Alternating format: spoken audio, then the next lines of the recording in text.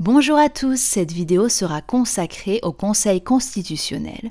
Vous pouvez d'ores et déjà retrouver une vidéo consacrée au contrôle de constitutionnalité des lois sur la chaîne. Je vous invite à la visionner pour voir cette notion en détail. Nous la survolerons ici. Le Conseil constitutionnel est une invention de la Constitution de la Ve République. Il a donc été créé à son entrée en vigueur le 4 octobre 1958. Son but à l'origine était d'instaurer un organe permettant de contrôler la constitutionnalité des lois.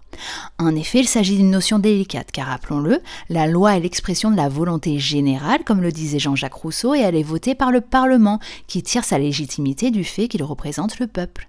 Cependant, une loi contraire à la Constitution, qui est la norme suprême, peut être votée, ce qui est problématique, car en tant que norme suprême, les lois ne doivent pas la contredire. Ainsi, en 1958 est mis en place un système de contrôle de constitutionnalité a priori, c'est-à-dire avant la promulgation de la loi, et limité au niveau des acteurs disposant de l'initiative du contrôle. Depuis, ce système a évolué, notamment en 1974, avec l'élargissement de cette initiative, puisque l'article 61 de la Constitution nous dit maintenant que les lois peuvent être déférées au Conseil constitutionnel avant leur promulgation par le président de la République, le Premier ministre, le président de l'Assemblée nationale, le président du Sénat ou 60 députés ou 60 sénateurs. Une nouvelle évolution aura lieu en 2008 avec l'introduction de la question prioritaire de constitutionnalité, la fameuse QPC, permettant quant à elle un contrôle a posteriori, donc après l'entrée en vigueur de la loi, et cette fois-ci à l'initiative des citoyens au cours d'une instance. Je vous renvoie vers la vidéo sur le contrôle de constitutionnalité afin d'avoir les modalités de la QPC. Le Conseil constitutionnel a d'autres rôles que celui de contrôler les lois, notamment sur le plan électoral. L'article 58 de la Constitution nous dit que le Conseil constitutionnel veille à la régularité de l'élection du président de la République, il examine les réclamations et proclame les résultats du scrutin.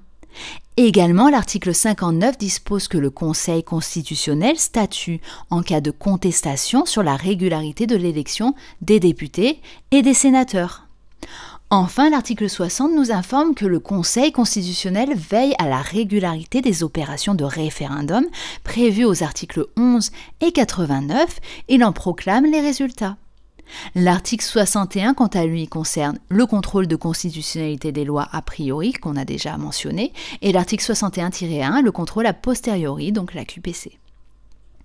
Le Conseil constitutionnel joue également un rôle consultatif en cas de déclenchement de l'article 16 et pendant toute sa durée. Pour rappel, l'article 16 attribue les pleins pouvoirs au président de la République. Il n'est pas trop de souligner que les pleins pouvoirs de l'article 16 de la Ve République n'ont à ce jour été attribués qu'une seule fois, sous Charles de Gaulle en 61. Le Conseil constate également l'empêchement temporaire ou définitif de l'article 7 de la Constitution du président de la République d'exercer ses fonctions. Comme nous l'indique l'article 56 de la Constitution, le Conseil constitutionnel est composé de 9 membres nommés et d'éventuels membres à vie. Parmi les membres nommés, 3 le sont par le président de la République, 3 par le président du Sénat et 3 par le président de l'Assemblée nationale pour un mandat de 9 ans non renouvelable.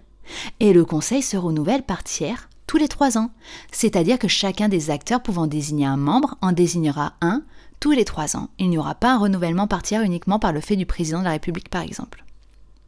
Il n'y a pas de condition d'expérience exigée afin d'être nommé, ni même d'âge. Le président du Conseil constitutionnel est désigné quant à lui par le président de la République. Concernant les membres à vie, l'article 56 nous dit simplement que font de droit partie à vie du Conseil constitutionnel les anciens présidents de la République.